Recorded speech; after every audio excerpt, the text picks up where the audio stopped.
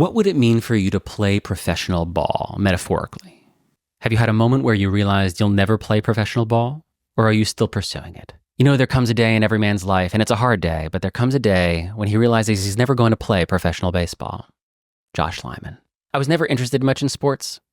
I work out every day, but that came later in life. And even still, I've never been compelled to invest deeply in some kind of formal sport. But a sports metaphor, boy, do I love a sports metaphor. Throw an elbow, that's the ball game.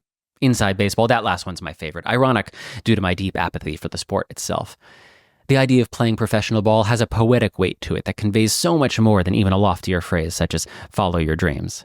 It adds flesh and bone to the concept, roots it in the soil. This idea of playing professional ball is something we all come to grips with at some juncture. Either we decide that our goals and dreams change and we accept the reality of those changes, sometimes with eagerness, other times with bitterness, or we actually do play professional ball and are forced to face the challenges and disillusionments of that ephemeral dream as it takes on an incarnational hue. But I'm a romantic.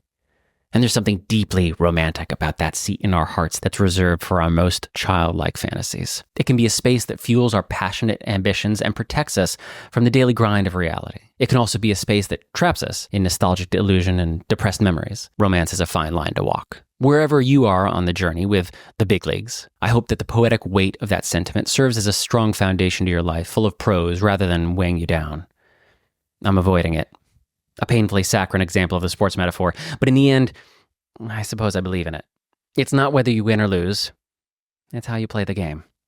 Because incidentally, how you play the game may in fact have some bearing on whether you win or lose. So, how are you playing?